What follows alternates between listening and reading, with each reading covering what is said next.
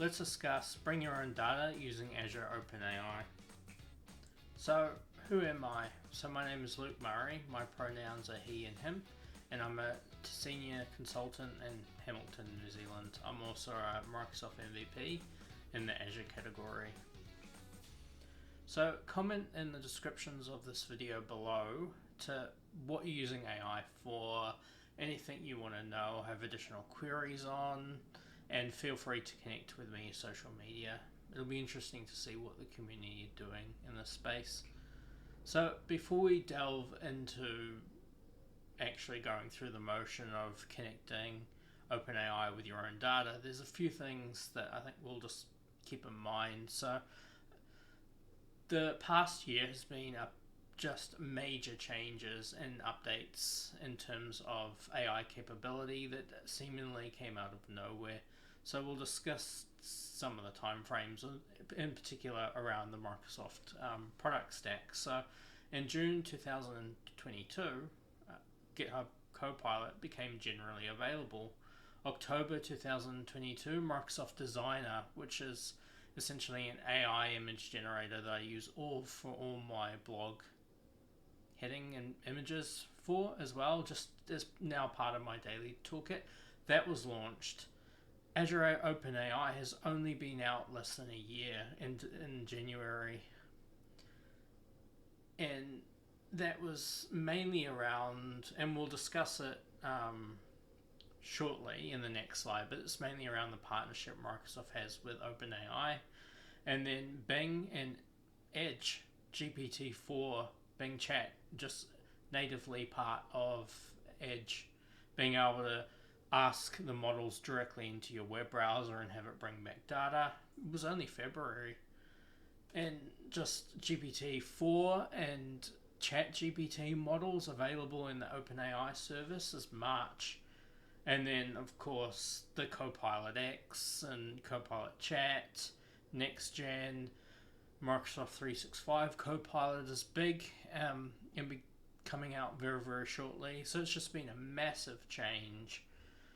But what made all this possible? So Microsoft has formed a partnership with OpenAI to collaborate on the development of artificial intelligence technologies. So Microsoft had a lot of the compute GPU power necessary through Azure, the global essentially computing infrastructure available.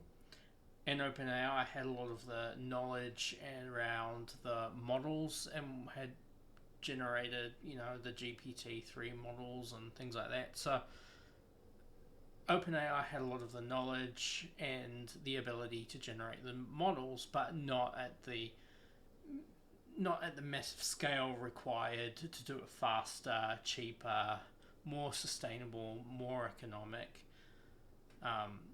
and essentially being able to leverage the Microsoft Azure ecosystem at a global scale made the OpenAI and the Microsoft partnership almost quite natural, and it's come a long way since then. So as part of the partnership between OpenAI and Microsoft, they've agreed to work together on several areas, such as developing AI technologies. So the two companies are collaborating on the development of new AI models, algorithms, and a focus on natural language processing, computer vision, and other areas. So just building on the AI computing platform. So they'll work together to build new AI platforms, which they're already doing with the ability for like Azure OpenAI and things like that, allowing developers to easily use this technology, almost as common as any other. And that's come a long way since January 2022. Advancing AI research, just making AI more accessible. Microsoft's also announced it will use OpenAI's GPT-3 technology to add more capabilities to its projects, which is already in flight. So Katana, Power Virtual Agent, even Windows Copilot is coming out. And yeah, just the partnership between OpenAI and Microsoft just allows OpenAI to tap into the vast ecosystem that Microsoft already built on the Azure platform. Overall, the partnership between Microsoft and OpenAI just aims to accelerate the development and use of advanced AI technologies with a focus on making AI more accessible to developers and organizations in order to bring the benefits of AI to more people. So let's have a look at some of the terms that we come across when we're looking at working with these large language models. So one of the terms is a prompt. So I'm prompting the language model to come back with something. So an example is I want a recipe for a caramel macchiato. So my prompt is I want a recipe for a caramel macchiato. That's my prompt. I send that through to the large language model. So my prompt is essentially a text input that provides some context on what I'm expecting back. So I'm expecting back the recipe of the caramel macchiato.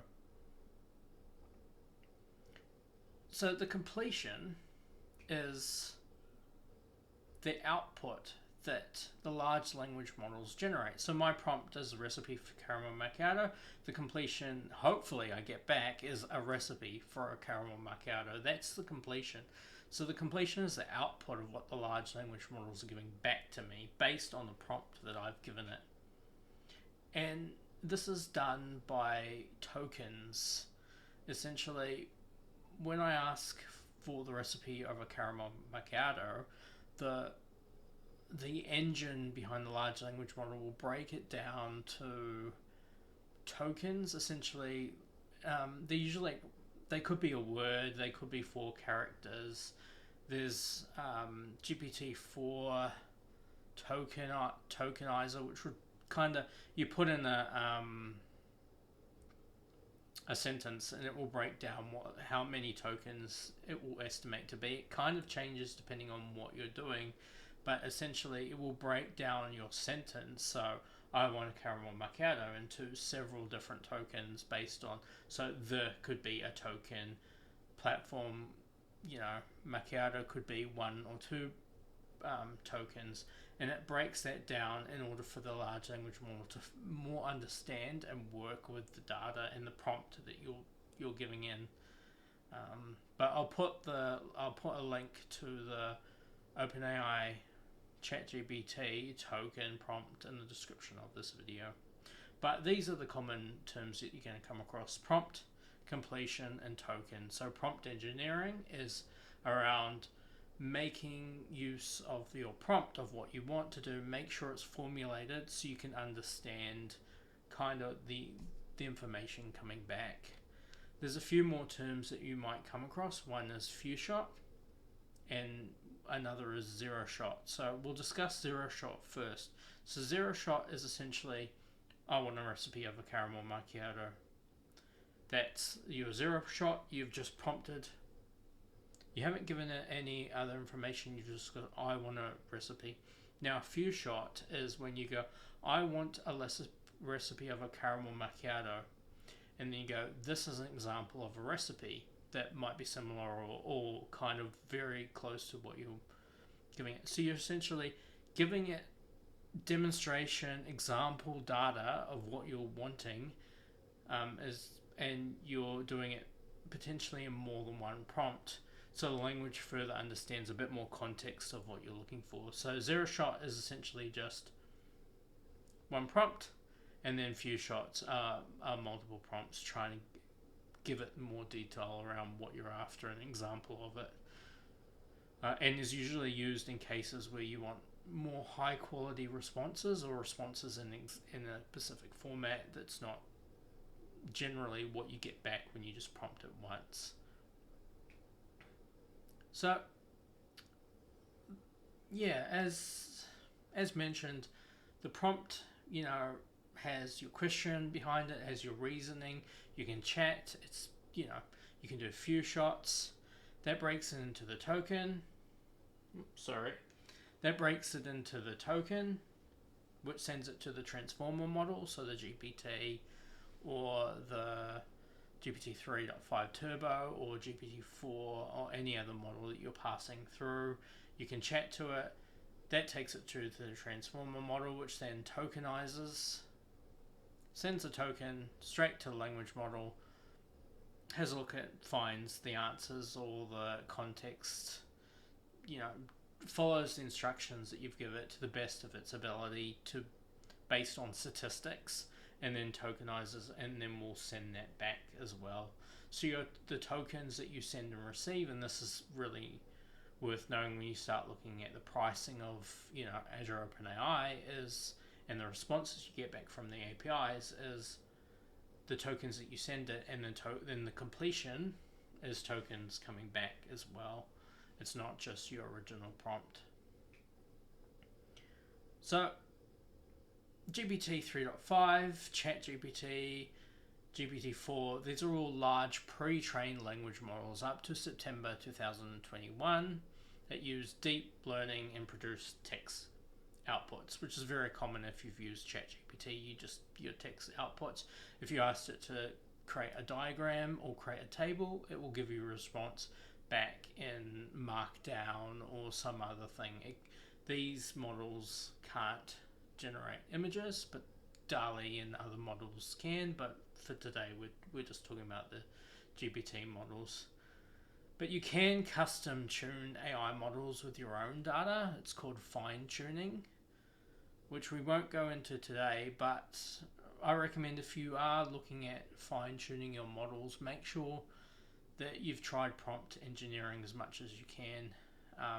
And we'll discuss RAG, so Retrieval Augmented Generation, being able to bring your own data on top, not tune the models, but bring them on top before they hit your model in order to get back data. So we'll look into the RAG pattern a bit today.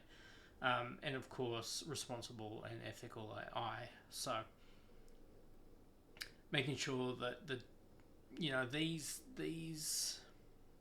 models can be a bit biased, because essentially it's trained on data that has, for internet Western countries that have made more of a presence. So a lot of may have a bigger internet presence than some other countries. So of course you're going to get more data that's relevant to companies that have internet access and more data on the internet as of September 2021 than a country that doesn't.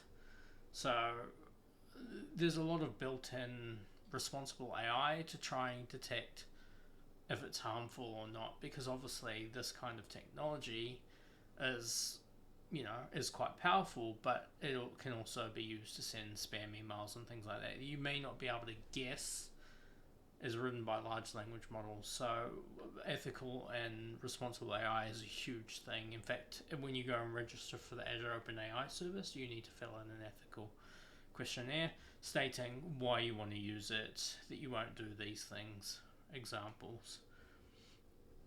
So ChatGPT should be the first choice in most use cases. GPT-4 has improved problem solving and reasoning capabilities. It's got an increased token limit, but it's also more costlier. And then GPT 3.5, which is commonly used in ChatGPT, is more economical. It's a more economical model compared to GPT-4. It's available in Western Europe, Australia East, a lot more regions now than ever before. And I'll put the link to the region availability Microsoft Docs in the description as well. But yeah, it's GPT 3.5, ChatGPT are the models that you commonly will use first. GPT-4 has a lot better, has a lot more token size and a lot more reasoning capability, but it does cost a lot more to run. So make sure that when you're looking at using these large language models, that you could probably get away with some of the some of the earlier iterations like 3.5 or even 3 in some cases. So what I talked about earlier very briefly was RAG. So Retrieval Augmented Generation is very similar to what you can see on the screen. So you've got your PDF documents, you've got your markdown files. They could be held, you might use something like AI Document Intelligence, or previously known as Azure Form Recognizer, to bring those into something like an Azure Storage account. And then you can run cognitive search on top of that, which will index both semantic, and if you want to, you can do vector searches as well, which is a bit more mesh. We're just going to cover semantic today, but Azure Cognitive Search is really the glue that helps bring your own data in front of the large language models and get that response back. Then you can use Azure Functions and Cosmos DBs to kind of treat or adjust that data as need be, and then the Azure OpenAI service can then read the cognitive search index based on that and anything else you want. So what we're going to do today is bring our own data into the Azure OpenAI service. An example that I've used is tell me about Azure Elastic SAN. And if you don't know, state why you don't know. Otherwise it will hallucinate or try and bring your own, or guess an answer for you. So because of the large language models only have data up to September 2021, the Azure Elastic SAN is actually a preview service that Microsoft has introduced. It's a SAN, so Storage Area Network, running in Azure, but it's currently in preview, so obviously ChatGPT doesn't know anything about it. So I've gone, tell me about Azure Elastic SAN. If you don't know, state why you don't know, and it's come back with, I apologize for any confusion caused, as my knowledge is cut off in September 2021. And I don't have any information about a specific service called Azure Elastic SAN offered by Microsoft. So what we're going to do today is bring that knowledge in using a cognitive search index to Azure. So what we're going to stand up is Azure OpenAI instance. So you will need to go through that form to register your subscription for.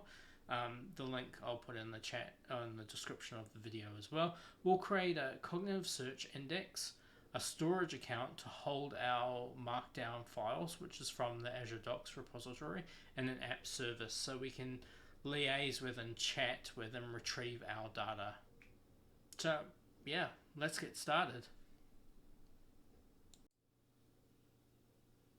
So first up, we need to download the documents from the Azure Docs library. So Microsoft Learn is essentially a bunch of markdown files that are held in a Git repo.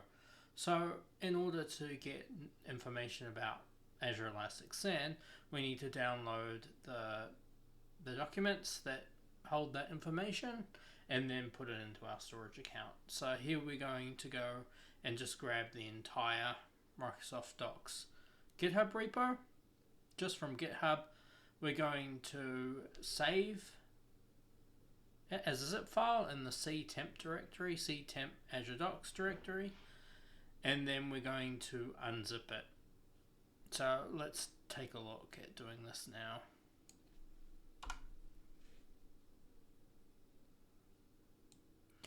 Now you don't need to do like the entire repository. In my example, I am, but you could get the files that you only need. So for example, you could have a look at the repo, or you could have a look at the docs you need and only pull out the documents that you want to look up. And that's probably recommended for our production scenario, instead of indexing a whole bunch of unneeded data that you don't need or know won't be looked up. Make sure you only keep the documents that you need to keep things lean, and your search pretty lean as well. But yeah, because I'm downloading this, it could take a while, so we'll come back shortly once it's once it's completed.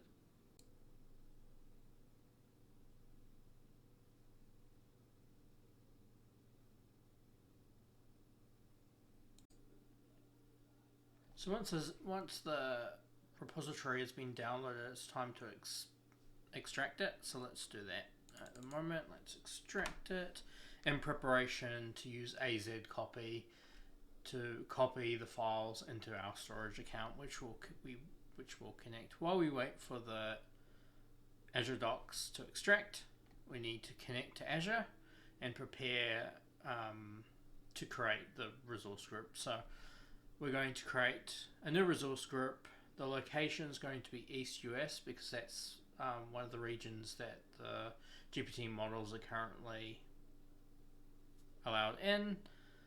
We're going to create storage account. We're going to use a unique ID just to make sure it's generated uniquely. Storage accounts can have global names, so it needs to be a unique name and also has to be very limited in its character length.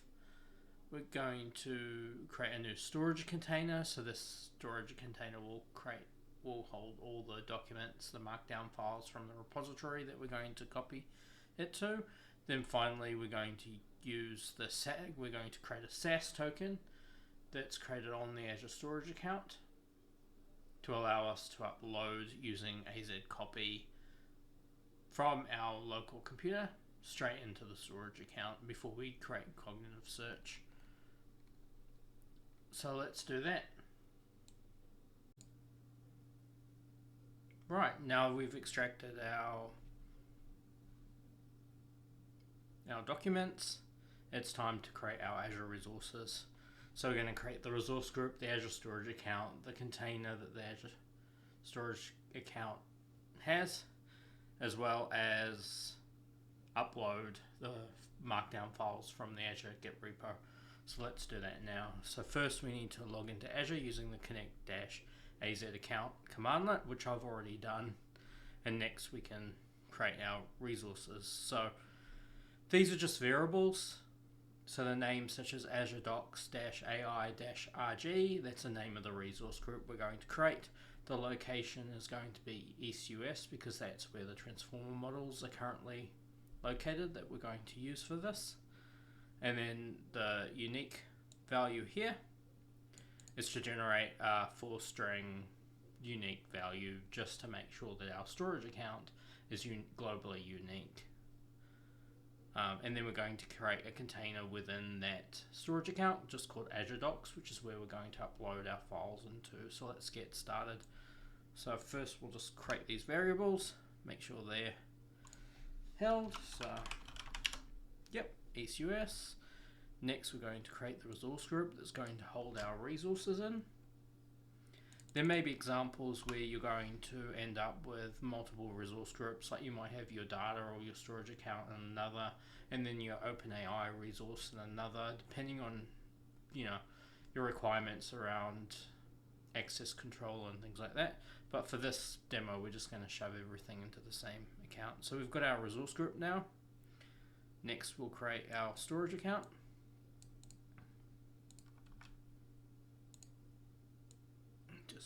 Easier if I just do that, and that will go and create our storage account for us.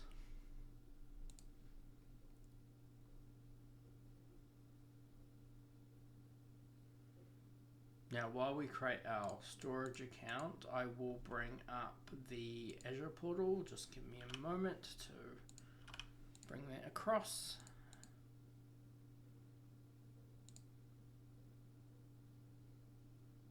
And we should be able to confirm that our resources are coming in. So just logging in.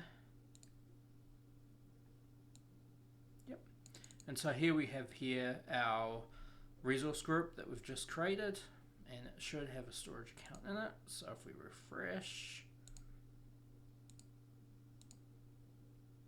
sometimes when you're creating resources outside of the Azure portal, such as using PowerShell, the API, Terraform, it can take a while for the portal interface to refresh. There you go. The storage account is there, and you can see that it's called My AI storage account, and then the 4-digit unique ID that we generated earlier. So that exists, and there's no container to put our documents into, so we're going to do that now. So we're just going to create our container, which is done. So if we go back to the Azure portal, we should be able to see now we've got an Azure Docs container, and so inside here is where we're going to upload our documents in as the next step.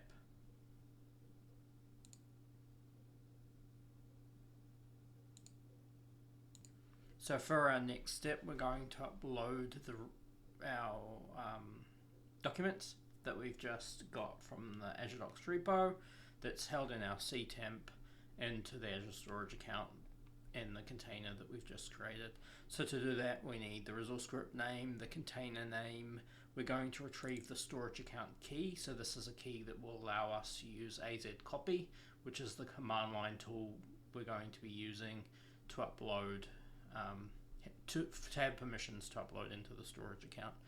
So our local path is ctemp Azure Docs main, so that's where we extracted the document library to, and then the AZ copy executable path is in my C tools AZ copy into this directory here. So we're just going to run these variables to save them.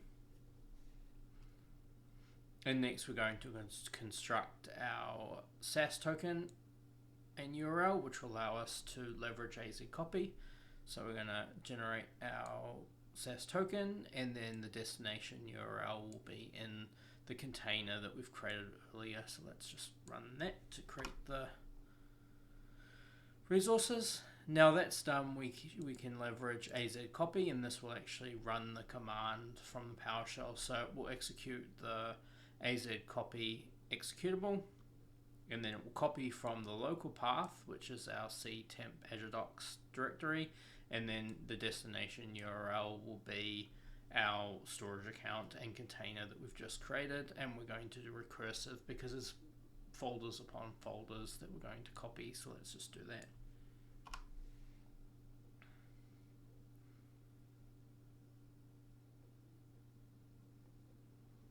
Now this process could take a while, so we're going to pause while we wait for the next step, because as you can see, it's at 1.5% now, so it could take 15 minutes or so, so we'll come back.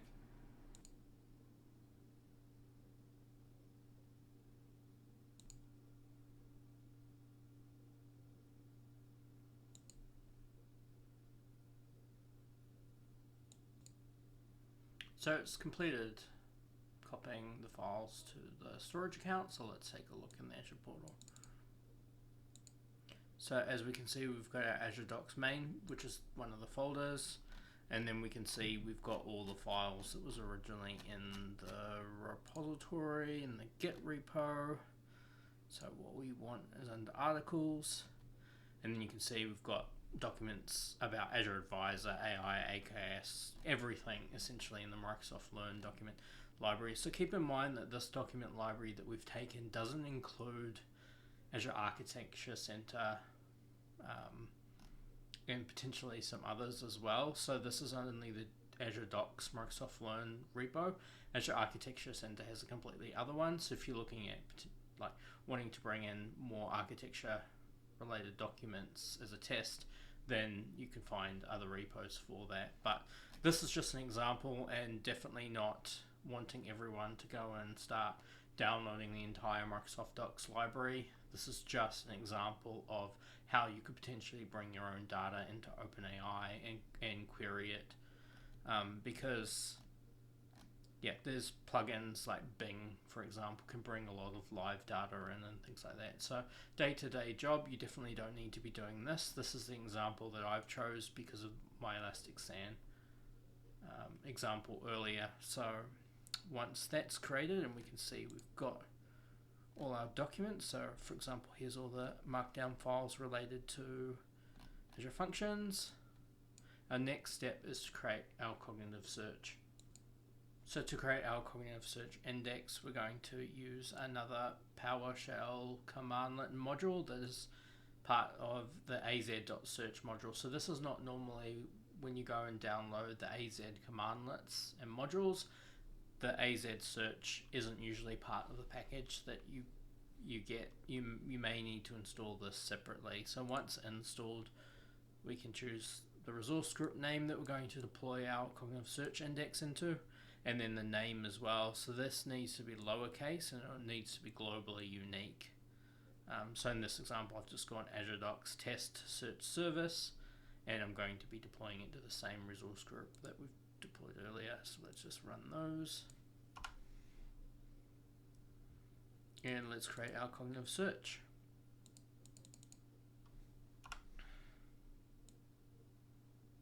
So we're just going to use a standard SKU. It's going to be in the East US, and the name of it is going to be Azure Docs Test Search Service. So that's created. So in the Azure portal, apologies, I'm just bringing it up.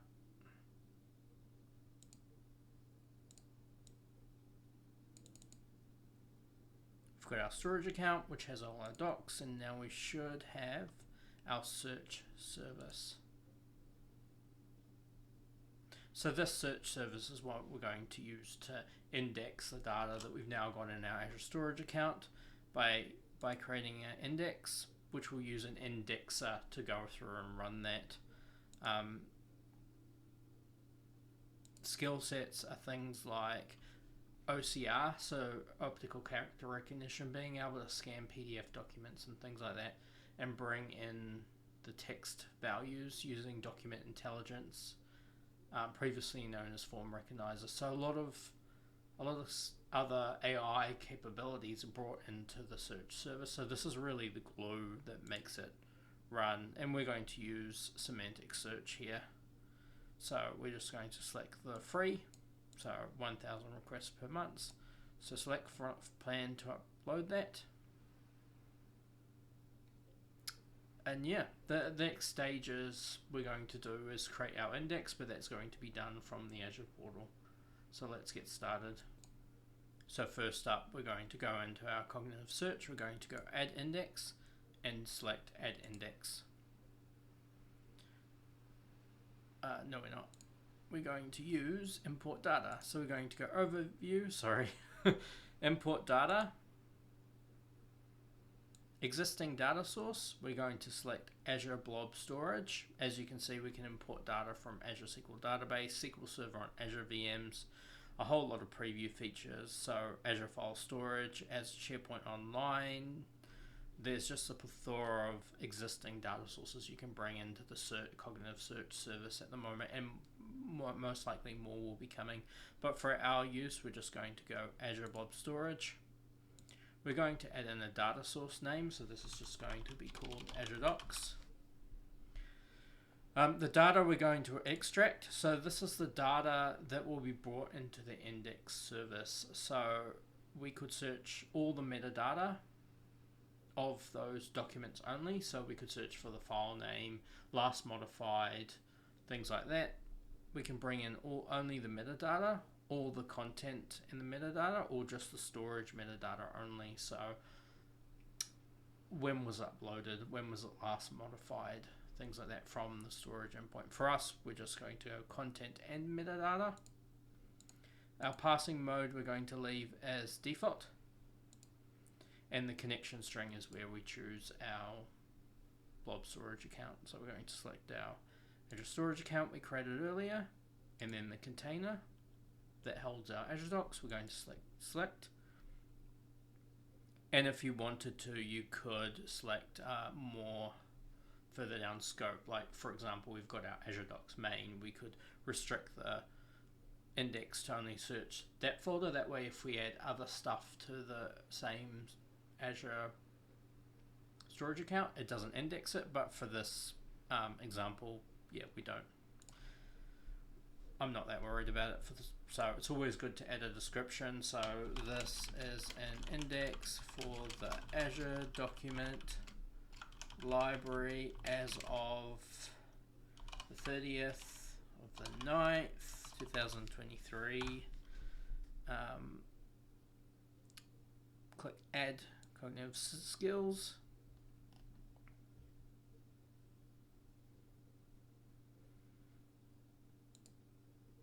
Now cognitive searches scan the documents in the library and created a default schema that we don't need to modify, but you can do. So as alluded to, the skills, so we can attach other enrichments to it. So some of the default ones out of the box are enabling OCR, so optical character recognition, and moving the text into the merged content field as part of the index. So there'll be the content index, content metadata in our schema, and then there would be a merged content index as well. And you can do like cognitive skills. You can extract people's names, extract the location names from things, detect what language it is. You can even translate the text. All this is additional cost and time it takes to index, but generating tags from images could be something you want to use using image cognitive skills. I mean, it's really good that Microsoft has added some of the capabilities of other AI components that you would have to usually string together into the portal experience here, but we're not going to touch any of this. We're just going to select next, customize target index, and our key here is just going to be content. So this is the schema and metadata that I alluded to earlier. So our index name that we're going to use in our OpenAI service is just called Azure Blob-Index. We could rename this. The key needs to be string and retrievable, and for us our key is just going to be the content because that's what we're wanting to pull out. Our search mode is going to be analyze and match. We've got our metadata fields that has been generated from the storage account data that we've imported, so our content, so that's pretty much everything that's inside those markdown files, are going to be retrievable and searchable. Our analyzer we're going to use is just a standard Lucene. We don't need to worry about any of these other languages, but if you're wanting to index other languages, you may get the best experience by adjusting the analyzer, but for us the standard's fine. We don't need to worry about the storage or the content types. Just stick with the defaults here. Don't really need to worry about the file extensions. We know it's really only just the markdown files we're going to need. Don't need to worry about the language. Merge contents in there, laid out text. Keep it as is. Click create an indexer. So this is our indexer. So this indexer is going to go and create our index that we're creating for us. So our indexer schedule can either run once, hourly, daily, or you can use a custom one. So if you do this within the OpenAI portal experience, you'll only get very few options when it comes to creating your indexer. And one of the options that's fairly limited in scope is the schedule. So if you're adding or removing data to your blob storage account, so say you're making a change to a document and you want that reflected in your latest queries and things like that, you really want to make sure that the index is running after you add the content and before people want to retrieve the data from that. For our example, we're just going to use once, but if I was adding, removing, or keeping this library of Azure Docs up to date all the time, I would want to potentially do it, daily, potentially weekly. There's advanced options in here, so you can choose maxed, failed items. You can exclude extensions, so keep in mind there's a lot of resources that aren't directly indexable, so GIFs, JPEG images, things like that, especially if you're not doing any of the enrichments with, you can exclude them here. Sorry about that, someone was at the door. But yeah, you can exclude your extensions, and you can also do the reverse, so you can only index the specific extensions as well. Again, we're just going to do the content and the parsing mode default, and once that's in, we'll do submit. So the indexer and the index are two separate things, but they are related. So the index is what we're going to use. The index is the main index of all your files and your data from the documents in the Azure storage account, but the indexer is what's going to make that possible by indexing everything. So in here you can see the index. At the moment it's got 0 documents in it, 0 storage sizes. That's because the index is running. So there's 0 warnings, 0 errors, and then nothing succeeded yet, but it has failed. And I think I know why. So it's because when I selected the document key, I selected the document key as the content itself.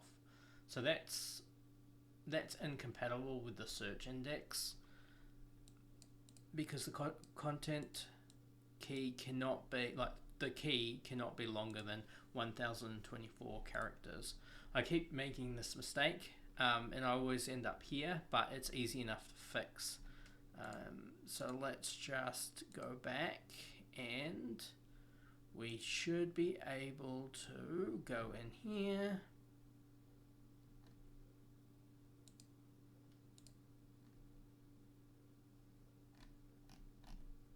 I think the easiest thing might be just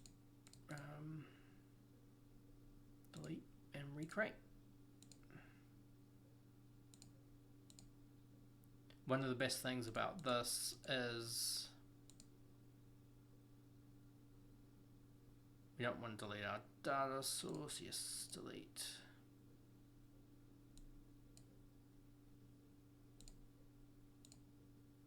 Is that when you actually start your index off, you make sure you go to your indexes and then review and make sure it's actually working. So we can start from default. So add index, overview, import data, existing data source. Where is it? Azure Blob Storage, Azure Docs, content and metadata, default, parsing mode, connection string. We're going to create by selecting our container. Our container name is already in there. We won't worry about description this time around, but you should add it. And then we will create our index schema, skip to target index, and then we'll just leave the key as the storage path, because the storage path won't be more than 1024 characters. It's a mistake that I've made before selecting the content one, but I can never remember which one it is. But I think it's always good to show, you know, where the errors are and then repeat. So the content is retrievable and searchable, and the analyzer is Lucene again. And so we'll just create our indexer. We only want to run it once and then submit. So let's retry that again. I was going to cut it from the video, but I think it's worth going through, keep it as natural as possible. So we go back to our indexes again.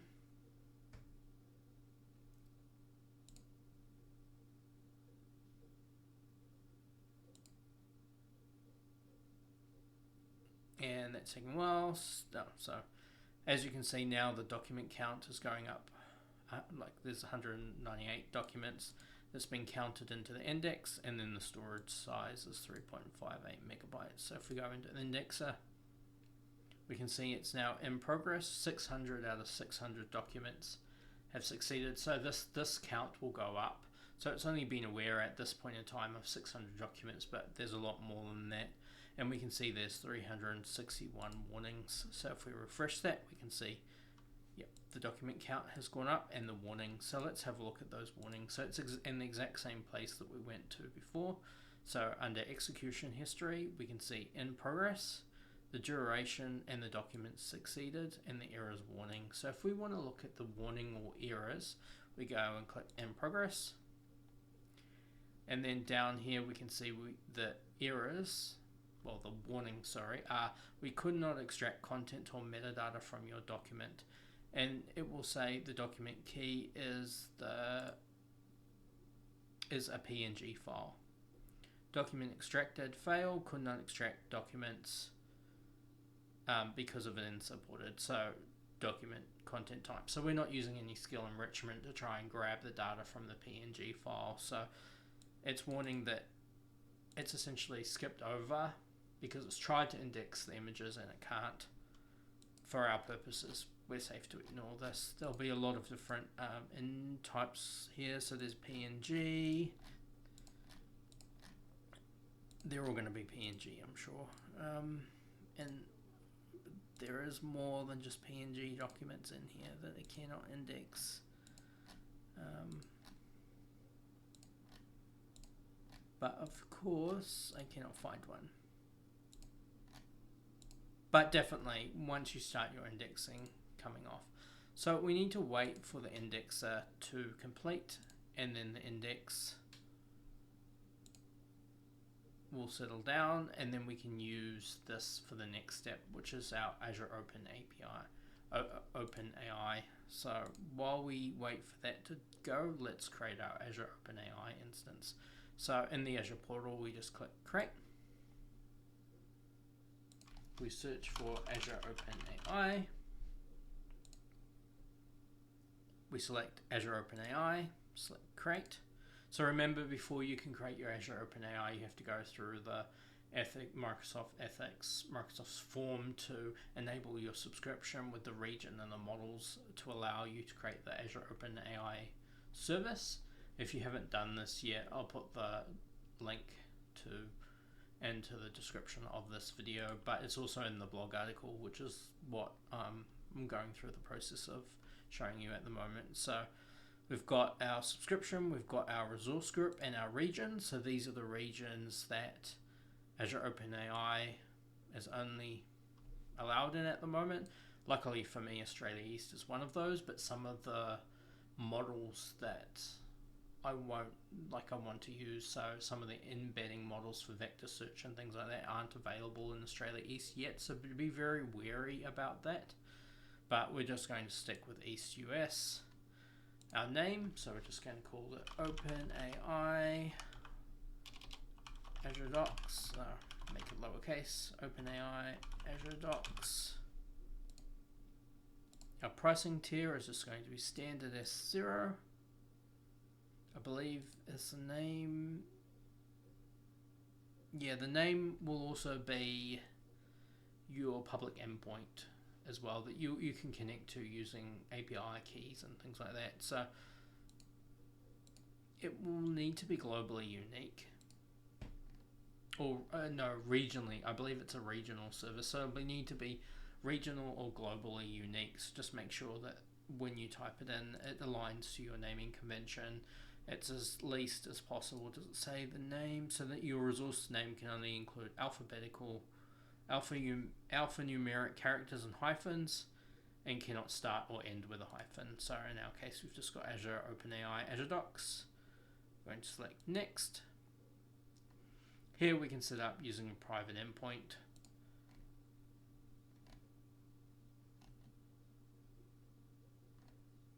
And allow select IPs, but for my case I'm just going to go all networks including the internet can access this resource.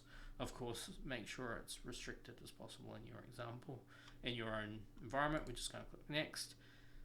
Highly recommend always adding in tags, even if you think you don't need it at the moment, you may need it in the future. I'm going to leave these blank because I know these resources will be deleted shortly after this, but we're just going to go next.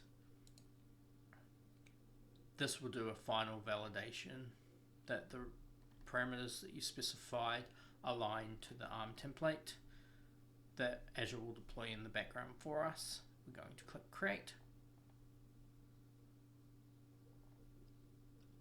and that will create our OpenAI instance. So creating the OpenAI instance doesn't actually take that long.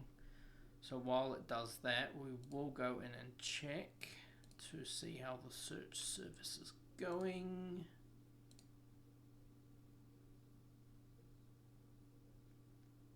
So the indexer is still in progress. It's been going for 6 minutes at the moment. As you can see, it's taken over 19,000 documents. Our Azure OpenAI instance is still deploying. So once that's deployed and once your indexer is completed, we can then proceed to the next step. So I'll see you then. Now it's taken 28 minutes, but the index is now complete. And we can see that our Azure OpenAI resource is also being created. So let's use it. So let's open up our Azure OpenAI resource and go into Azure OpenAI Studio. Now what I'm about to show you very early on in the piece is like the chunking of the data that happens as part of indexing using these models was very much Python scripts. And so over the last couple of months, Microsoft's made huge ways in being able to deliver all this functionality in a couple of clicks using the portal interface. Before we get started, let's have a look at the playground. So we've got chat completions, DALL-E is in preview, model deployments, models, data files, quotas, and content filters. I'll just go through each one very briefly. So the chat is where we're going to chat with our models, and we're going to use this to test our bring your own data. So chat is going to be the main thing for me. Completions is more around I've got a bunch of data and I want you to summarize it. So it's not as much of a chat. So you're asking it something, it's coming back with a prompt, and the completion is just here's a bunch of data, summarize it. That's where you can kind of do, I've used the completion in the past to go through error logs. So I've taken the Windows Server error logs, chuck them into the completion, and down the bottom I've gone summarize as a table with the most likely first. There's a blog article on it, but completions is not a chat. It's more of a do this, summarize this, versus a prompt to the large language model. And then a large language model comes back with its completion, and you prompt. It's not chat. It's more of a just do this. DALL-E, obviously, image generation. So create an image on bring your own data using Azure OpenAI. I've done this before, so it'll be interesting to see how it goes. And that will go through and generate that image for you. Oh, it's loading. Let's have a look. As you can see, not that usable. You could chuck this into Photoshop or something like that and edit it if you want to. But yeah, be very, very clear about what you're wanting to do. So there's DALL-E, so image generation, deployment. So in order to use one of the models that's listed in here, you need to deploy it. So the models that we're going to look at today is GPT-3.5 Turbo. So we're just going to have a look at this. You can see the created date. So these are when the model was created, including the version. So like most things, there's different versions of the models. So we can see the latest versions here as 0613, 0304, and each version has just a little more more context, more data. It's still limited by the September 2021 because it's still the same underlying neural network transformer model underneath with the same data, but each model will have maybe its own more context, more understanding on what you're doing. So these models, GPT-4 3.2, so that's 32 tokens, so that's a lot more tokens available to this instance than this one. And then the text embedding models as well, which, as I alluded to earlier, these models are only in particular regions, and they're very commonly used to create vector database searches for data files. So this is where we can upload our training data sets. We're not going to go through that today, but quotas. So your regions and your large language models have different tokens, so tokens per minute, rate usage, those kind of things. So we can see, to use a DaVinci model, we've got tokens per minute of 120. Tokens per minute, 120, for example. And so you can request the token. You can request a token limit, but that will have to go off for approval. So it's making sure that you're not abusing the system and sending through a lot. So be very, very smart around what you're using it for, and the amount of times that you're using these large language models for. And then content filters. So content, although the large language models has some content filters kind of built in, you can control, using the Azure OpenAI service, a lot more of what you're getting back. So you can turn on a severity level of hate, so you won't get any hate speech coming back, any sexual or self-harm or violence. So depending on the prompts that you're giving it, you can use these content filters to make sure that, people aren't asking the models for hate speech, hate speeches and things like that, and prevent it from coming back. Or if you're in the medical field, you might want to enable sexual and self-harm and violence, but maybe not hate and things like that. So content filtering is really key to the ethical AI dilemma, and giving you the ability to stop the models from getting abused. So let's create our first deployment. So we go deployments, create new deployment. We select our model. So in this case, we're going to select GPT-3.5 Turbo. We can select the version. So I'm just going to select the default here of 0301, just keep the default. And then I'm going to name it GPT-3.5 Turbo, so I know what it's coming back in. Under advanced options, we can adjust the tokens per minute for our particular model. So we can raise it up and raise it down. So we can kind of control at the deployment level of these models what the token limit is as well. This is another way to make sure that the models aren't being used aggressively, because the more tokens that you're sending to and from the model, the more it's going to cost and the longer it can take to get back stuff. I'm just going to raise that to the max for this demo, and it's now deployed. So if we go into chat, we can now see we've got a system message, add your own data, and the chat message prompt. So this is very similar to what you may have seen in ChatGPT, and then the configuration and the parameters as well. So the max response, so that's 800 characters that you're getting back, so the completion of the model. The temperature is around how creative the model can be. So I believe it says, yeah, it controls the randomness. So lowering the temperature means that the model will produce more repetitive and deterministic responses, but increasing will result in more unexpected or creative responses based on the statistics of where it's mapping the data to. So you can, if you're getting back completions that maybe aren't quite what you're after, or you want to be quite open and go, hey, give me some ideas of stuff, and you don't want to be that deterministic, change the temperature model to be higher, because that will come back with more creative responses from the model. Maybe not as statistically accurate, but it can be used to just give you ideas. Stop sequences, frequency penalties you can adjust, how often, all these things, and then the input, the progress indicate. We're just going to leave everything as default here.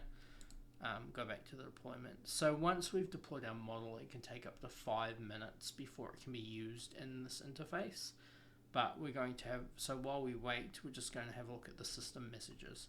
So the system messages is a way of controlling how the large language models react to you. So Microsoft have included some default ones. So the system message for this is,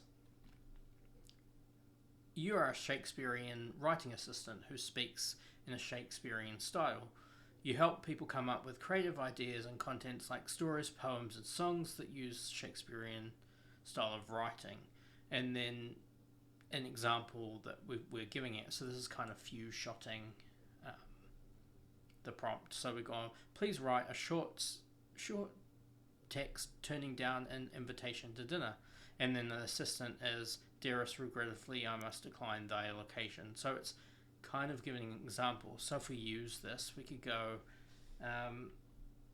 give me a recipe for a caramel macchiato. And if I just actually fix the spelling on this.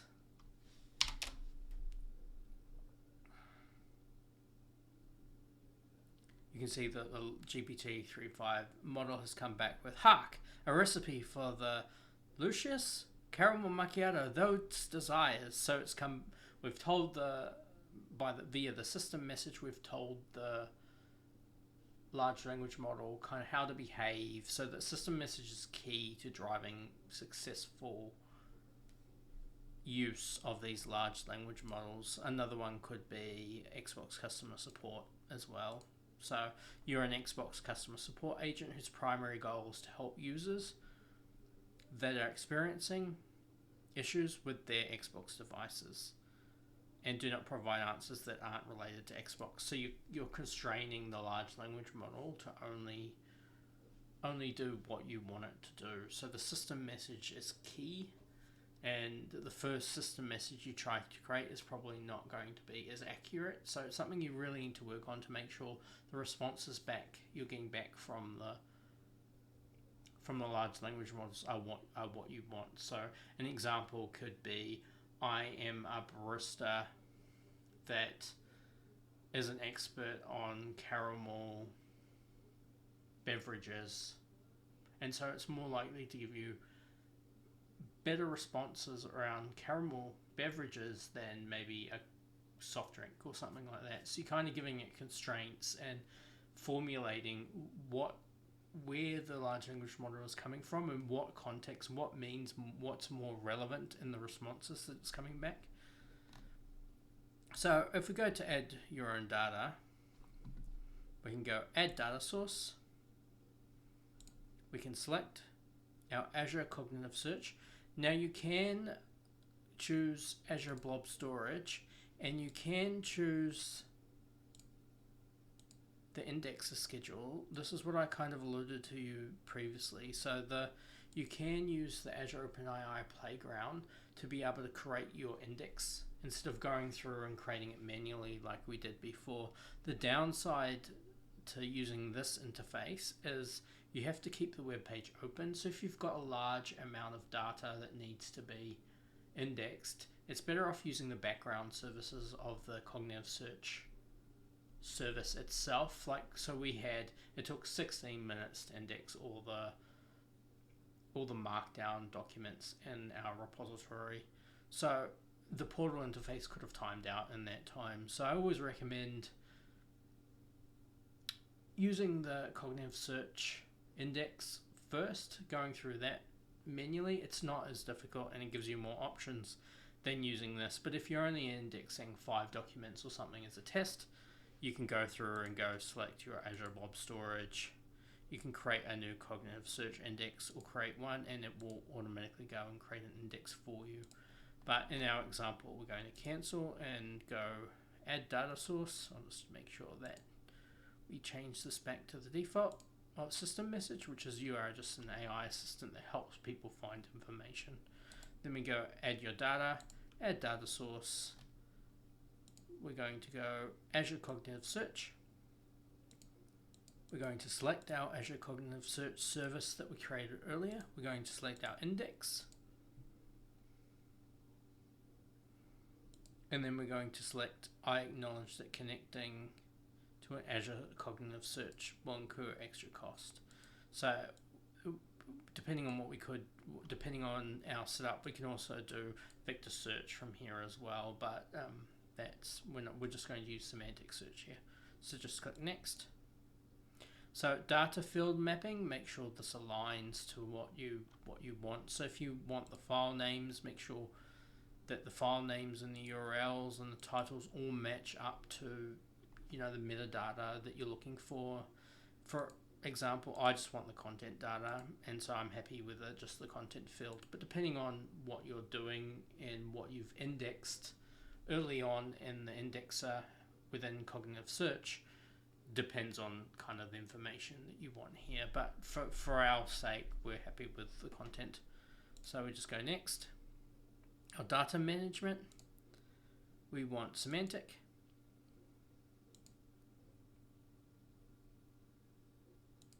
And we just want keyword. We'll just do keyword. We haven't actually created a semantic search. I'll set that up as another YouTube video, but we'll just use keyword for this, and we'll do semantic vector later. So we just go next. That was this is a new interface prompt. So this is what I mean about the changes and the way that Microsoft have delivered. So a month ago, this wasn't here. It was just keyword or simple search. So we just go next, and we go save and close.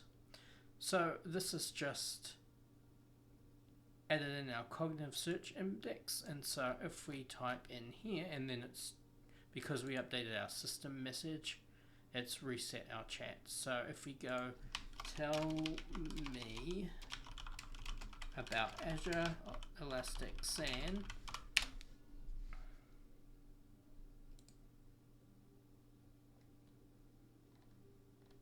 it's now responding back with Azure Elastic SAN is a cloud-native service that offers a scalable, cost-effective, high-performance and comprehensive storage solution for a range of compute options. And then because it's in preview, so ChatGPT didn't know about this, but if we go to references, we can see that the citations of where this data coming from is our markdown files. So it's had a look at all the Azure Docs documents we've uploaded using sample keyword searches and found the information that we want to. So being able to use your own data is fairly easy with a storage account, a container, the documents that you want to index saved into that container, cognitive search set up, the chat playground using Azure OpenAI, add it all in, really easily done. But giving your team or your organization access to the chat playground to be able to query your data is not as efficient or security friendly as some may want. So Microsoft have included a really simple deploy to a new web app functionality. So you can essentially give people the ability to chat by using a website straight out of the box. So to do that, we just go deploy to a new web app. If we have one that we already have and we want to update, maybe we've changed the system message and we want to update it, we can just update an existing one and then select the subscription and the existing web app. But for us, we're going to create a new one, so we're just going to go and name it Azure Docs Test Chat. And then we're going to select our subscription. So I'm going to select my sponsorship subscription, and then I'm going to chuck it into the Azure Docs resource group. I'm going to select the location. So the location of the web interface doesn't matter, but there is going to be latency in the responses that you get back. So for example, because I'm in New Zealand, if I deploy the web app to Australia East, that will be fine, but that will be talking back from Australia to East US for the model. So there may be a delay in the responses that you're getting back. So for most use cases, that might be okay. But I'm just going to keep it as East US, so everything in the same region. That way the responses, there's no latency, even though we're looking at milliseconds, like in sub 10, in most cases, milliseconds difference. But I'm going to just use the standard S1. I'm going to enable chat history, which will also create a Cosmos database account. And then I acknowledge that the web apps will incur usage. So the Cosmos database will be created alongside the web app. So the Cosmos database will be used to help store our chat history. So once we've filled in that information, we click deploy.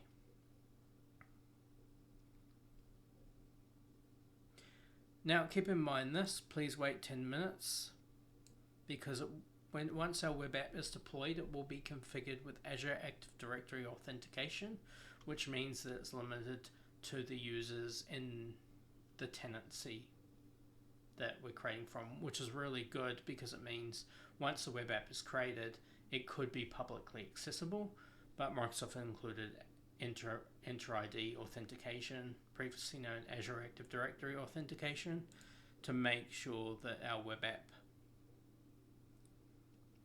is only restricted to the people or my own organization. So the deployment of this web app could take 5 to 10 minutes to deploy, and then another 5 minutes for the Azure Active Directory authentication to take in. So we'll check in shortly. And it's been over 10 minutes. So the web app's up and running, and Enter ID authentication is now enabled. When we go to the web app the first time, we get the permission request. So if I click consent on behalf of your organization, that will give everyone access to the web app. But for I just want to view it myself, so I'm just going to go accept.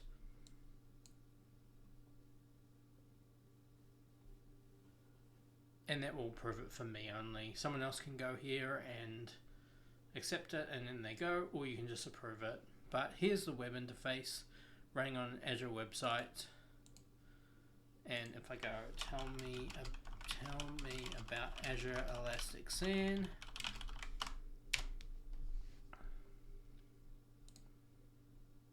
it will come back with Azure Elasticsearch and the references and citations based on the markdown documents. And I can now show my chat history. And so this is why it's needing the cognitive search, and then I can clear it as well and then start again. So show chat history. You'd think you'd be able to, it would come up, but yeah, you can see my chat history was Azure Elasticsearch.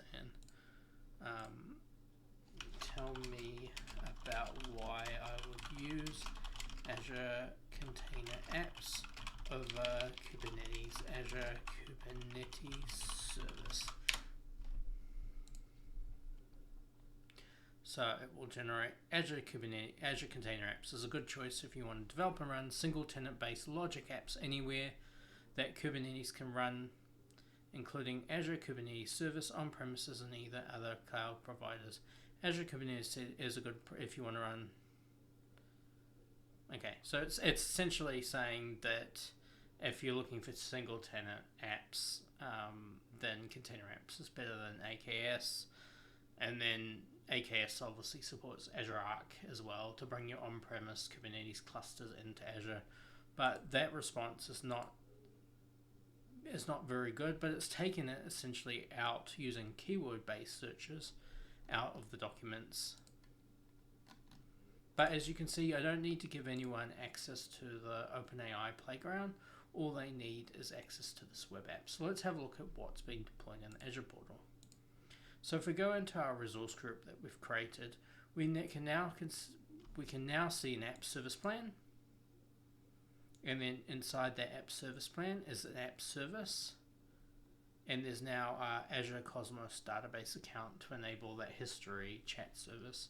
So if we go into the app service, we can assign a custom domain to it. So if you had your own internal domain, you can assign it here. Enable backups, authentication. You can enable configuration and app settings once it loads. Yep, and under application app settings, we can see all our essentially parameters of our account of the web app. So we can see the Azure Cosmos database account that it's using. It's using a conversation called conversation, so that will be conversation key in the Cosmos database. It will be different versions for connecting, embedding endpoints, Azure OpenAI endpoints. That will give us our OpenAI Azure Docs endpoint, our key, so an API OpenAI key that's using to communicate back. We can see the model that it's using, so it's using the GPT-3.5 Turbo, and the model name because we named it the same. We can even see the system message. So when I came back with tell me about why I would use Azure Container Apps over a Kubernetes service, this is one of the ways that system messages, system prompts can help you with. And so my system prompt is, you are just an AI assistant that helps people find information. But if I wanted a more precise response of, you are someone who does review of technologies and things like that, that's where you can start to get the different responses that you're coming back with. So people talk about fine-tuning and creating their own models, where most of the time all you would need to do is really spend some time looking into your system message, making sure it's doing what you want, making sure that the data you're giving is what you want, constraining it, formulating and making sure the large language models. But I could go in and adjust this system message right here, update it, and then it will update so I don't need to go back into the playground to update the system message. I could update it here, then refresh the web interface, and it will start using that system message as well. So there are certain things I can do here without having to go back into the AI playground. But I could go back into the OpenAI playground and update the web app as we saw earlier, and that will update the configuration here. But as you can see, it's fairly easy to deploy. So the last thing we're going to cover is semantic capability. So if we go back into because we're using pretty much simple search or keyword search, if we go back into our cognitive search service, earlier we've already enabled the semantic search, which is in preview at the moment. So it's free for 1,000 requests per month. So if we go into our index,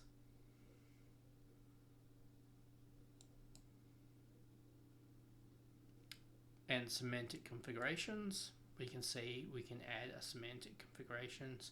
So keyword searches are really good for the base, just essentially just searching for keywords and related keywords.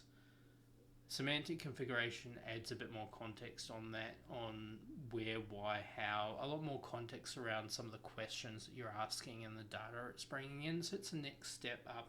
So if you're finding, once you've adjusted your system message and the responses back very much, here's just a bunch of text that, although it's great, it's not something that you can really use, then look at semantic search before you go into vector, which we'll be covering at another date. But here we can just add semantic configuration. We can name our semantic configuration. So I'm just going to be boring and just name it semantic configuration.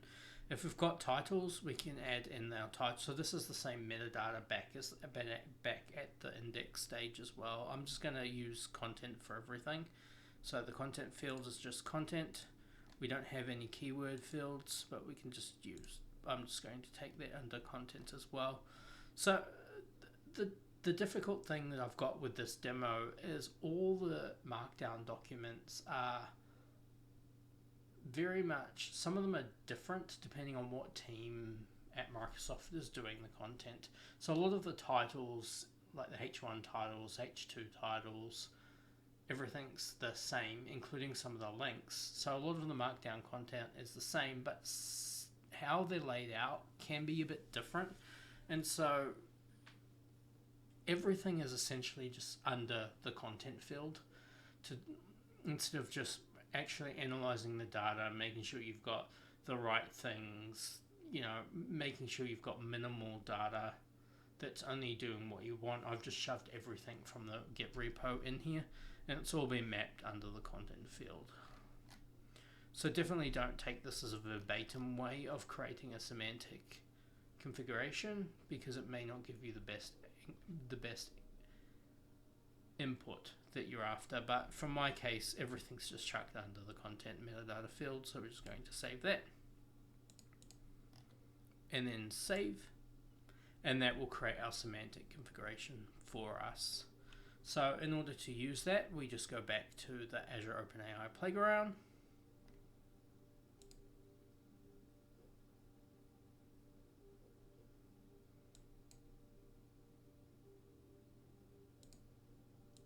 We can use the same model deployment that we've done earlier. We're going to remove our data source because that's just a keyword-based search. It's not using the semantic capability in the index. So we're going to select our data source, which is Azure Cognitive Search.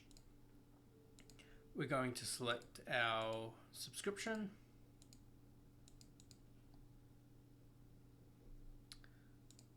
And then we're going to select our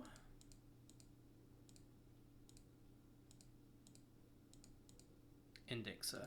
There you go. Our search service.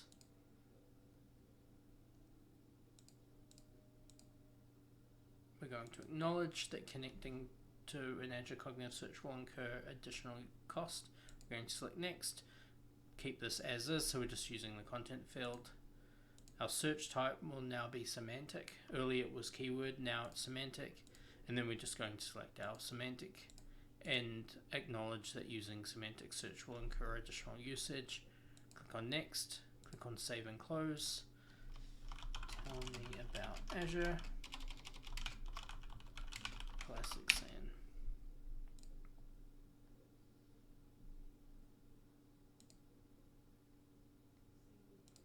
And so the response that I'm getting back should be a bit more better and more understood on the type of data that I'm getting back, because of it is a semantic search. But start with a simple or keyword based search first, then go to semantic, and then go to vector if needed. But vector requires a lot more knowledge about your data that you're using. It essentially creates a neural network of your own data that's more mesh than a semantic search is. But always start with the just keyword based search because that may be all you really need, and then move your way up the stack to semantic and then vector if needed, because each stack requires a lot more GPU and compute power and additional cost as well. So always start with the basics. It's the same with GPT-3 versus GPT-4. So I could be using GPT-4, but for what I need, GPT 3.5 Turbo is all I need. GPT-4 has a lot more reasoning capability, but it's also more expensive, and I won't get, for my limited use case of just analyzing these documents, I won't get the benefit of using those models. So there's nothing wrong with just going down a level as long as it's giving you the output that you want. And then I could just deploy and update my web app.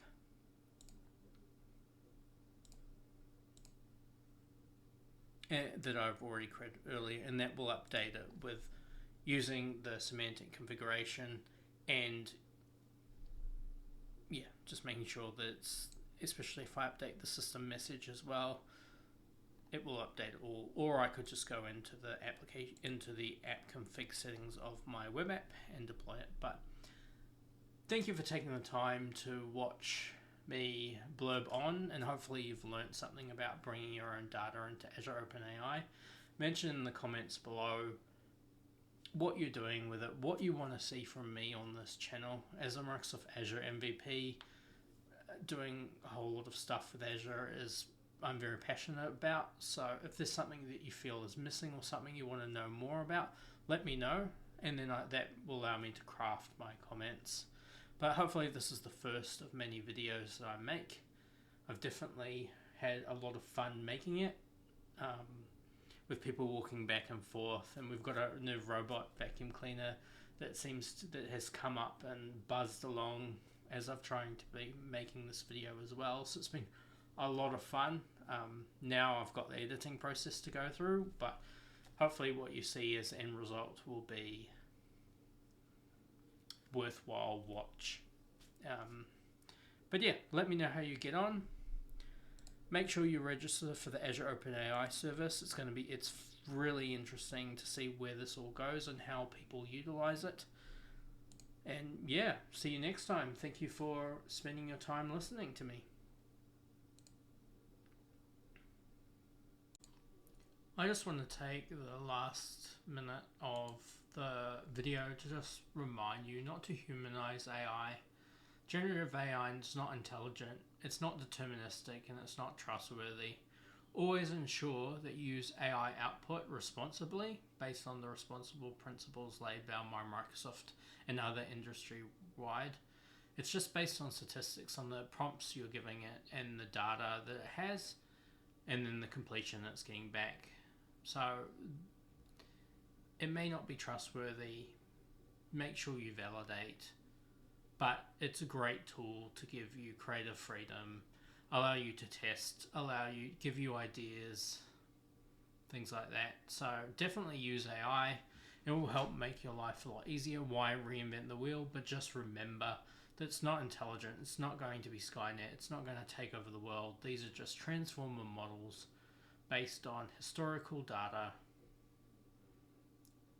and the statistics of what you're trying to get out and the data it's coming back. It does seem very human-like when you're chatting to it, but it's not. So just a reminder about that. And thank you for listening.